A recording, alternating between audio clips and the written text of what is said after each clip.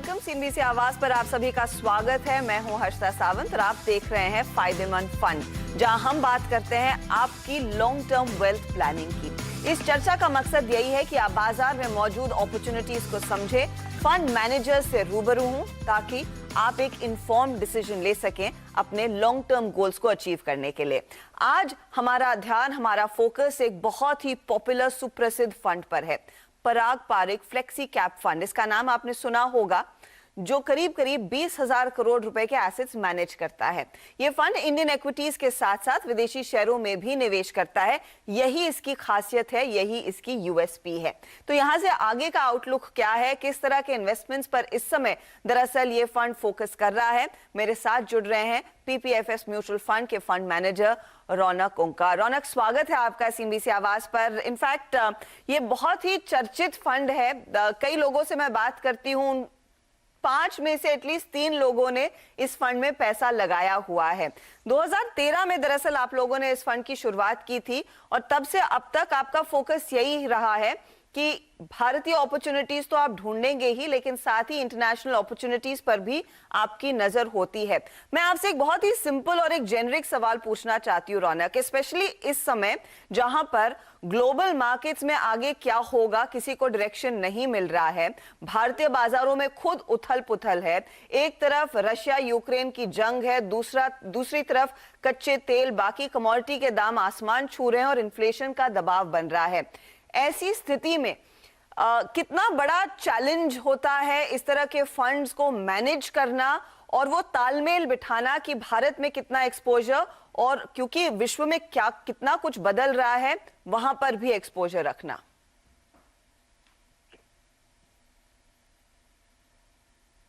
धन्यवाद अर्षदा जी बुलाने के लिए शो पर आपके।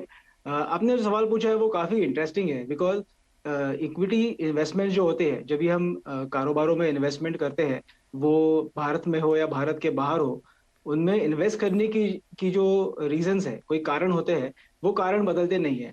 जो बिजनेसेस भारत में बिजनेस ग्रो कर रहे हैं या कैश फ्लो अर्न कर रहे हैं या प्रॉफिट ग्रो कर रहे हैं, वैसे ही कई अच्छे बिजनेसेस भारत के बाहर भी है। तो जब हमने फंड डिजाइन किया था, फंड जब चालू किया था 2013 में, हमारी यही उम्मीद थी कि जहां पे भी अपॉर्चुनिटी हो दुनिया में, भले वो भारत में हो या भारत के बाहर हो, वहां पे करीबन 30% फंड की जो एसेट्स है वहां पे इन्वेस्ट हो, और मेजॉरिटी ऑफ द एसेट्स, मतलब 65% अपने एसेट्स इंडियन इक्विटी या इंडियन बाजार में इन्वेस्ट हो। सो यहाँ पर आप अगर फंड के पोर्टफोलियो को अभी भी देखते हैं, जैसे बीच में आया था कि ये फंड अंतरराष्ट्रीय स्टॉक्स में इन्वेस्ट नहीं कर सकता, बट अभी भी आप देखेंगे तो मार्च की फैक्ट शीट में आप देखोगे कि फेब्रुअरी फैक्ट शीट में देखेंगे कि अभी भी फंड 30% इंटरनेशनल स्टॉक्स में इन्वेस्टेड है। पर आपने जैसे बताया, इन्फ्लेशन की एक प्रॉब्लम है या अंतरराष्ट्रीय वॉर की एक प्रॉब्लम है।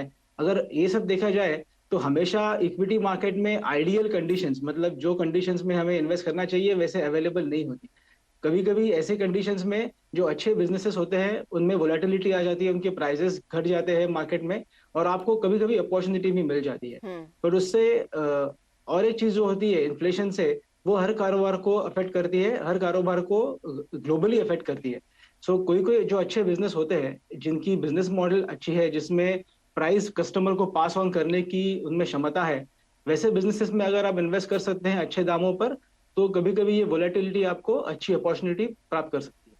एंड आई एम श्योर आपने उस अपॉर्चुनिटी का फायदा भी उठाया है, क्योंकि मुझे याद है कुछ वो दिन जिस दिन नैस्डैक में सभी टेक कंपनियों की हालत एकदम बिगड़ी हुई दिखाई देती थी, और आपके फंड में एक अच्छा खासा एक्सपोजर है टेक कंपनियों का, चाहे वो अल्फाबेट हो, माइक्रोसॉफ्ट हो, अमेजॉन हो। मैं इस पर आऊंगी, लेकिन जो आपने मुद्दा उठाया कि एक डिक्टेट आया था आरबीआई की तरफ से, और मुझे याद है वो दिन फरवरी 2 तारीख 2022 की, जब कहा गया कि इंटरनेशनल फंड्स जो स्पेशली विदेशी स्टॉक्स में पैसा लगाते हैं, भारतीय फंड्स, एक लिमिट हिट हो चुकी है $7 बिलियन की, और जब तक आरबीआई की तरफ से क्लियर कट गो अहेड नहीं आता, वो लिमिट रिवाइज नहीं होती, आप लोगों को आगे इन्वेस्ट करने को नहीं दिया जाएगा या फिर उस पर रोक थी।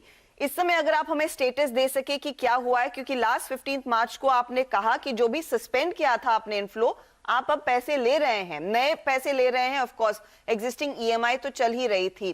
क्या आरबीआई की ओर से कोई इंफॉर्मेशन अब तक आई है उस लिमिटेशन पर, और अगर वो लिमिट जस की तस 7 बिलियन पर है, तो एलोकेशन को आप कैसे बदल रहे हैं, उसका क्या इम्पैक्ट आ रहा है? सो आरबीआई से तो अभी तक कोई इन्फॉर्मेशन नहीं आई है कि लिमिट चेंज होने के बारे में।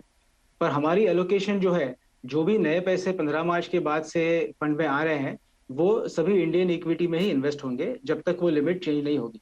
और जैसे भी वो लिमिट बाद में चेंज होती है फ्यूचर में, हमारे पास तभी अनुमति होगी ये रीबैलेंस करने के लिए, पोर्टफोलियो रीबैलेंस करने के लिए। इसका मतलब है कि हम अंतर्राष्ट्रीय स्टॉक्स तभी इन्वेस्ट कर सकते हैं जब लिमिट बढ़ेगी तभी।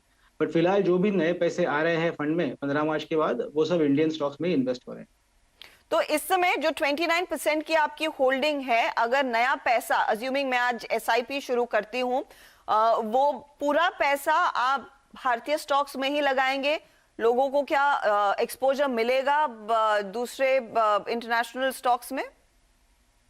जब निवेशक फंड में इन्वेस्ट करते हैं, वो यूनिट्स परचेज करते हैं एट करंट एनएवी, जो इनका एनएवी होता है। तो उस एनएवी की जो पोर्टफोलियो वैल्यू है, उसमें अंतरराष्ट्रीय स्टॉक्स की और डोमेस्टिक स्टॉक्स दोनों की वैल्यू होती है। सो जो भी नए इन्वेस्टर भी आते हैं, उनको वही पोर्टफोलियो परसेंटेज मिलेगा जो फंड में उस दिन होगा। सो उनकी पोर्टफोलियो एलोकेशन सडनली रातों रात चेंज नहीं होगी। Over a period of time, अगर कई मंथ गुजर गए, कई महीने गुजर गए और उसमें हमने लिमिट हमें नहीं मिली इन्वेस्ट करने की, तो वो परसेंटेज जो अंतरराष्ट्रीय स्टॉक्स का है थोड़ा कम हो सकता है। फिलहाल तो कम नहीं होगा, लेकिन आगे चलकर क्या आपको कॉन्शियसली फिर वेटेज घटाना होगा? आपने जब फंड शुरू किया था 35% एक्सपोजर आप इन इंटरनेशनल स्टॉक्स में लेते थे, क्या उस 35% को क्या आगे कम करने का इरादा है? कुछ उसके बारे में सोच रहे हैं, या फिर स्कीम को वैसे ही रखेंगे and you will take it as it comes? Hopefully RBI limit को बदलेगा। ये जो स्कीम के डिजाइन है, उसमें ये हमारी फ्रीडम है जो हमने चूज किया था कि 0 से 35% तक हम इंटरनेशनल स्टॉक्स में इन्वेस्ट कर सकते हैं। कभी कभी ऐसा भी हो सकता है कि भारत में काफी अच्छे बिजनेसेस अच्छी वैल्यू पे मिल रहे हैं और अंतरराष्ट्रीय मार्केट्स में बिजनेस अच्छी वैल्यू पे नहीं मिल रहे हैं। तो उस टाइम पे, उस समय पे हम ज्यादा फोकस भारत के स्टॉक्स पे कर सकते हैं, अंतरराष्ट्रीय स्टॉक्स का फोकस कम कर सकते हैं। बट फिलहाल ऐसी सिचुएशन मार्केट में है कि अंतरराष्ट्रीय स्टॉक्स भी अच्छे वैल्यू पर मिल रहे हैं और भारतीय स्टॉक्स भी अच्छे वैल्यू पर मिल रहे हैं। सो हम ये परसेंटेज जो है इंटरनेशनल और डोमेस्टिक का, वो रिटेन करना चाहेंगे। पर अगर नए इनफ्लोज आ रहे हैं और हम अंतरराष्ट्रीय स्टॉक्स में इन्वेस्ट नहीं कर पाएंगे, तो ऑटोमेटिकली वो अंतरराष्ट्रीय स्टॉक्स का परसेंटेज धीरे धीरे कम हो जाएगा। Okay, I get that point. तो वो ऑफ कोर्स मार्केट कंडीशंस पर होता है कि वैल्यू कहां पर दिख रही है, और वो आप जैसे फंड मैनेजर्स बखूबी ट्रैक करते हैं इंडिविजुअल कंपनीज को और डिसाइड करते हैं। तो वैल्यू की ही बात करते हैं। इस समय आपको ज्यादा वैल्यू इस करेक्शन के बाद क्या भारतीय बाजारों में दिखाई दे रही है, या फिर इक्वली अट्रैक्टिव प्राइसिंग पर आपको वो ग्लोबल स्टॉक्स भी दिख रहे हैं जिसमें आप लोगों ने निवेश किया हुआ है? सो ग्लोबल स्टॉक्स में अगर आप देखेंगे, पिछले महीने में अगर आप देखेंगे, कई स्टॉक्स 50%, 60% से भी गिरे हैं, और कई स्टॉक सिर्फ 5-10% या मार्केट के दर से गिरे हुए हैं। वैसे ही इंडिया में भी देखेंगे कि कई बिजनेसेस है जो काफी ज्यादा हद तक गिरे हैं मार्केट में उनके पीक प्राइस से, और ऐसे भी कोई बिजनेसेस जो स्टेडी है, स्टेबल है, ज्यादा मार्केट में गिरे नहीं है। और इसका कारण ऐसा है कि कई बिजनेसेस है जहाँ पे बिजनेस की प्रॉफिट कमाने की क्षमता है, जहाँ पे उनको कैपिटल मार्केट से पैसे उठाने की जरूरत नहीं पड़ेगी, आगे खुद के ही पैसे से ये बिजनेस ग्रो कर पाएंगे। ऐसे जो बिजनेसेस है और उनके सामने जो ग्रोथ रनवे पहले थी, वो ग्रोथ रनवे अभी भी है, ये बिजनेसेस तभी भी ग्रो कर सकते हैं। और वैसे बिजनेस है जो ज्यादा मार्केट में इस वोलेटिलिटी में गिरे नहीं है। पर जो बिजनेस ज्यादा प्रतिशत से गिरे हैं, ज्यादा दर से गिरे हैं मार्केट में, वो ऐसे बिजनेस है कि जिनके लॉसेस ज्यादा दिख रहे हैं। ये कंपनियां काफी फास्ट सेल्स ग्रो कर रही है, पर ये कैश फ्लोज नहीं है, प्रॉफिट्स नहीं है, और इनके कारण ये कंपनीज पे जो कॉन्फिडेंस होती है मार्केट की, वो काफी कम हो चुकी है इस टाइम में। पर अगर ये कंपनी अपना बिजनेस मॉडल सुधार दे और अपने आप बिजनेस ग्रो कर सके, कैश फ्लो ग्रो कर सके, तो शायद मार्केट उसको रीवैल्यू कर सके। तो मार्केट को वो रिस्क लेना अभी अच्छा नहीं लग रहा है। अगर इन्वेस्टमेंट्स करने हैं तो ऐसे मजबूत बिजनेस में इन्वेस्ट करें कि जो बिजनेस अपने दम पर, अपने कैश फ्लो पर ग्रो कर सके। सो वो बिजनेसेस काफी अच्छी वैल्यू पर अभी अवेलेबल है जो अच्छे दर पर खुद के दम से ग्रो कर सके। ओके, उन बिजनेसेस की अब थोड़ी सी और डिटेलिंग मैं आपसे समझना चाहूंगी। पहले आपके ओवरसीज पोर्टफोलियो को देख लेते हैं, या फिर जो स्टॉक्स आपके इस समय फैक्ट शीट का हिस्सा हैं, और फिर भारतीय कंपनियों पर आएंगे, क्योंकि भारतीय कंपनियों की चर्चा तो हम हर रोज करते हैं। आपके फंड में लोग पैसा इसीलिए लगाते हैं क्योंकि आपकी यूएसपी यही थी कि आप उनको एक्सपोजर दे रहे हैं विदेशी फंड्स में। तो इनफैक्ट ये फैक्ट शीट देखिए, अल्फाबेट में आपका 9% का एक्सपोजर है, माइक्रोसॉफ्ट में करीब 8% का, अमेजॉन में 7.36% का, मेटा यानी कि पहले जिसे हम फेसबुक कहते थे 4.5% का, और सुजुकी मोटोकॉर्प में 1% से कम का। जो आपने कॉन्शियस कॉल लिया कि टेक्नोलॉजी कंपनियां और न्यू एज टेक कंपनियों पर आप बेट करेंगे, क्या वो कॉल अभी भी स्टैंडर्ड है? आपको भरोसा है यहीं पर अर्निंग्स ग्रोथ देखने को मिलेगा? और मैन्युफैक्चरिंग में इतना कम एक्सपोजर इस समय आपने क्यों रखा है, और उसको लेकर क्या उसमें क्या कुछ आगे बदलाव आ सकता है? ये जो अंतरराष्ट्रीय कंपनियां हैं, शुरू करते हैं अल्फाबेट से। अल्फाबेट भले ही टेक्नोलॉजी कंपनी के लिस्ट में जाती है, इंटरनेट कंपनी के लिस्ट में आती है, पर उसका जो बिजनेस है, जिससे जो सेल्स कमाते हैं, जो पैसे कमाते हैं, वो एक्चुअली डिजिटल एडवर्टाइजिंग का बिजनेस है।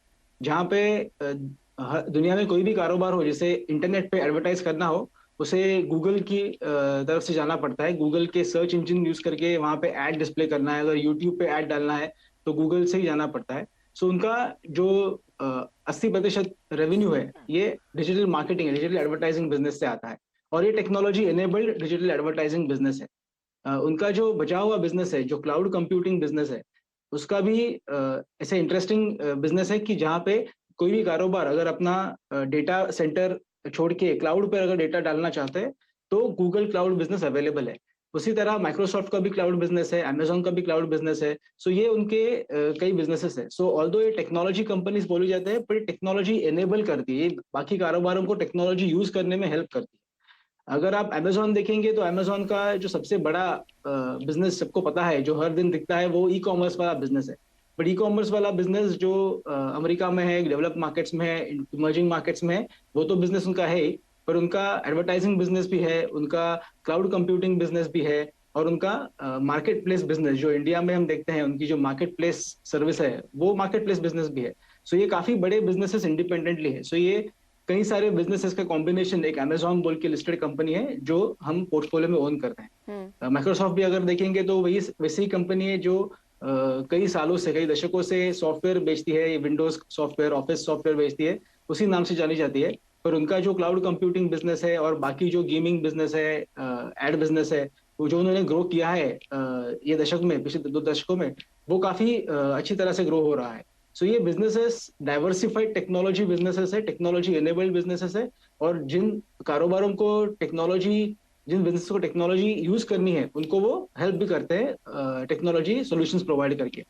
जो मीटा कंपनी है, वो भी गूगल की तरह डिजिटल एडवर्टाइजिंग बिजनेस में है, पर उनका प्राइमरी डेटा जो आता है यूजर्स का, वो सोशल मीडिया प्लेटफॉर्म से आता है, जहां पे उनके खुद के यूजर्स है, खुद की ऑडियंस है, और जिनको वो ऐड दिखा सकते हैं। ये बिजनेसेस भले ही टेक्नोलॉजी यूज करते हैं, टेक्नोलॉजी लोगों को, दूसरों को यूज करने में हेल्प करते हैं, पर ये काफी डाइवर्सिफाइड सेगमेंट्स में भी काम करते हैं।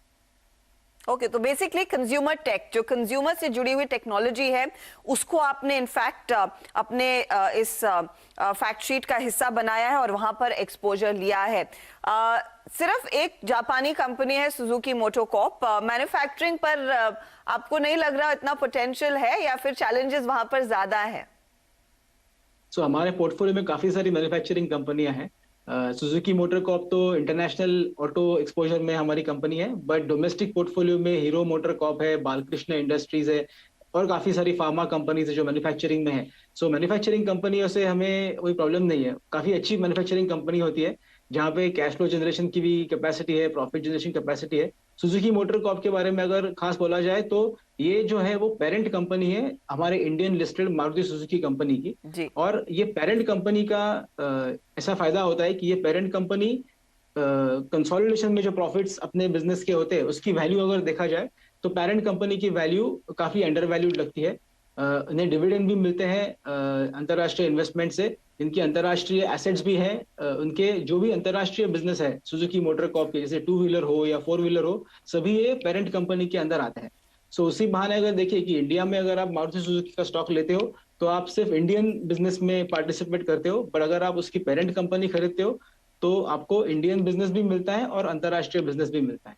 इसीलिए हमें लगा कि अंतरराष्ट्रीय बिजनेस में अगर ऑटो कंपनी खरीदनी हो तो सुजुकी मोटर कॉर्प एक अच्छा ऑप्शन था। आई गेट योर पॉइंट और काफी बढ़िया ट्रेड्स और ऑफ कोर्स खासियत इस फंड की यही रही है, अगर आप गौर करें इस पूरी चर्चा में, जो अल्फा जनरेट करती हैं वैसी अपॉर्चुनिटीज इस समय पराग पारेख के फ्लेक्सी कैप फंड में आइडेंटिफाई किए और वहीं पर आपका पैसा यहाँ पर निवेश किया जा रहा है। चलिए एक काम करेंगे, ब्रेक लेते हैं, ब्रेक के बाद ऑफ कोर्स फोकस करेंगे जो इंडियन कंपनियों में एक्सपोजर है और ओवरऑल एक आउटलुक भी लेकर आएंगे कि सेक्टोरली क्या कुछ बदलाव देखने को मिलेगा एक्सपोजर में और क्या आउटलुक रहेगा पराग पारेख के फ्लेक्सी कैप फंड का गोइंग फॉरवर्ड। आप बने रहे, आप देख रहे हैं फायदेमंद फंड, फटाफट लॉस को।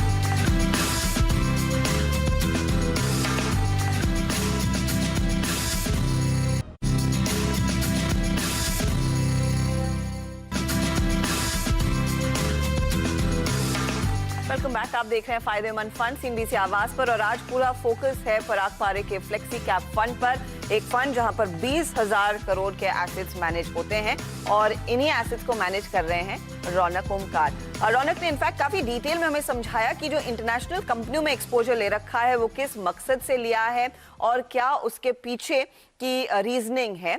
लेकिन ये समझना जरूरी है कि भारतीय कंपनियों में जो एक्सपोजर है वहां पर क्या फिलहाल थॉट प्रोसेस चल रही है। मैं इनफैक्ट आपके पूरी पोर्टफोलियो को देख रही थी, बैंकिंग शेयर खासतौर से निजी बैंकों में आपका एक अच्छा खासा एक्सपोजर है और उसके बाद बाकी जो मेजॉरिटी आता है वो फार्मा कंपनियों में आता है।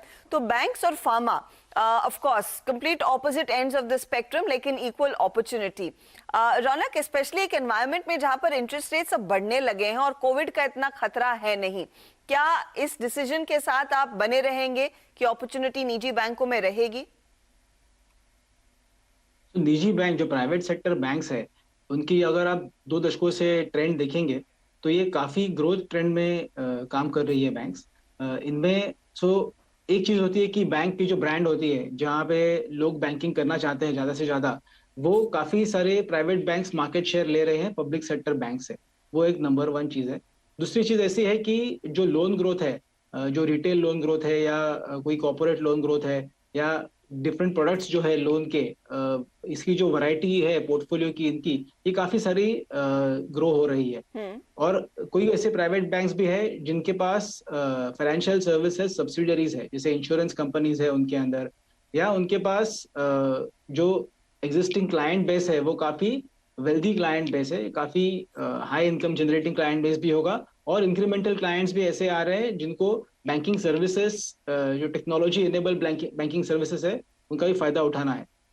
ये जो अगर पॉइंट्स आप देखेंगे तो बैंकिंग सर्विसेज की ग्रोथ काफी अच्छी हो रही है और ये काफी पुराना ट्रेंड है, ये नया ट्रेंड नहीं है, ये काफी दशकों से चले जा रहा है।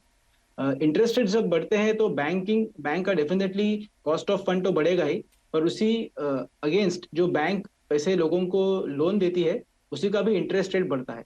जो उनकी मार्जिन होती है हमें उसे ट्रैक करना होगा, हमें उसे देखना होगा कि बैंक के ऑपरेशंस कितने अच्छे एफिशिएंट है और प्रॉफिट जनरेटिंग कैपेसिटी उनकी कैसी है, और ये बैंक के जो लोन लॉसेस अगर होते हैं, अगर एनपीए होते हैं तो वो कितने कंट्रोल में रहते हैं, ये हमें देखना होगा।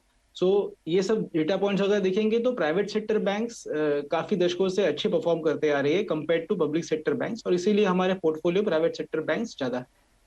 और जो फार्मा में एक्सपोजर है वो क्या कंटिन्यू रहेगा, क्योंकि सन से लेकर डॉक्टर रेड्डीज, कैडिला, सिप्ला, इप्का, ये सब आपके पोर्टफोलियो का हिस्सा है। एक कॉमन चीज ऑफ कोर्स है कि इनमें से कुछ पार्टिसिपेंट्स का जो वैक्सीन पोर्टफोलियो है वो भी काफी स्ट्रांग होता दिखाई दे रहा है। फार्मा कंपनियों का जो एक्सपोजर है हमारे फंड में, उसकी थोड़ी सी अलग थिंकिंग है।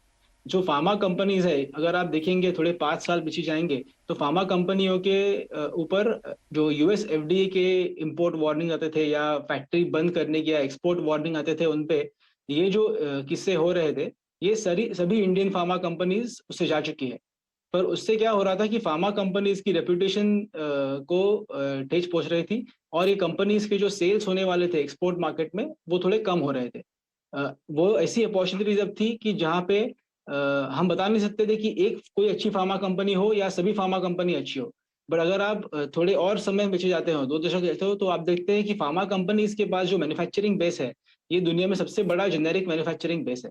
और दुनिया में 2 टाइप के फार्मा प्रोडक्ट्स होते हैं। एक होता है वो इनोवेटर प्रोडक्ट होता है, जो नया प्रोडक्ट है जिसकी इनोवेशन या ड्रग की जो प्राइस है वो काफी ज्यादा होती है, और जेनेरिक ड्रग होता है जो उसकी पेटेंट हो चुकी होती है, पेटेंट खत्म हो चुकी होती है, और उसमें कोई भी प्रोडक्ट बना सकता है। तो इंडियन फार्मा कंपनी जो है, इनका मैन्युफैक्चरिंग बेस और इनकी जो खूबी है कि ये जेनेरिक प्रोडक्ट बनाते हैं पूरे दुनिया के लिए, जी। ये तो खूबियां उनकी कम नहीं हुई थी। जो उनके इश्यूज थे यूएस एफडी के साथ, वो धीरे धीरे सॉल्व हो रहे थे। तो उससे लगा था कि एक कोई ऐसी फार्मा कंपनी पोर्टफोलियो में लेने से अच्छा अगर एक बास्केट बनाए फार्मा कंपनियों की, ये 5-6 फार्मा कंपनी जिसके क्वालिटीज सेम हो, जिसमें बैलेंस शीट स्ट्रेंथ हो, जिसमें मैनेजमेंट क्वालिटी अच्छी हो, जिनमें एक्सपोर्ट मार्केट का एक्सपोजर हो और डोमेस्टिक मार्केट का भी एक्सपोजर हो, अगर ऐसे एक फार्मा कंपनियों की बास्केट बना सके तो वो काफी अच्छा होगा फार्मा सेक्टर का एक्सपोजर लेने के लिए। और जो अनसर्टेनिटी होती है कि अगर ये फार्मा कंपनी अच्छी है या वो फार्मा कंपनी अच्छी है, वो अनसर्टेनिटी थोड़ी कम हो जाती है। हम्म। सो ये हमारे बड़े पोर्टफोलियो में एक फार्मा कंपनी का छोटा सा पोर्टफोलियो है, और इस पोर्टफोलियो को हम ट्रैक करते हैं कि अगर उसमें कोई फार्मा कंपनी चेंज हो, हमें लगे कि कोई दूसरी फार्मा कंपनी अच्छी है हमारे पोर्टफोलियो कंपनी से, सो हम उसको रिप्लेस भी कर सके। सो वो एक बास्केट अप्रोच है फार्मा कंपनियों के लिए, जो बाकी स्टॉक्स में हम वैसा नहीं करते। रौनक, बहुत बहुत शुक्रिया हमारे लिए समय निकालने के लिए और डिटेल में समझाने के लिए कि आप कैसे एलोकेशन तय करते हैं, और ऑफ कोर्स एक्सपेक्टेशंस जितनी कम उतनी सरप्राइजेस भी मिल सकती हैं रिटर्न्स के लिहाज से। Thank you very much for your time. इसी के साथ फायदेमंद फंड में आज इतना ही। नमस्कार।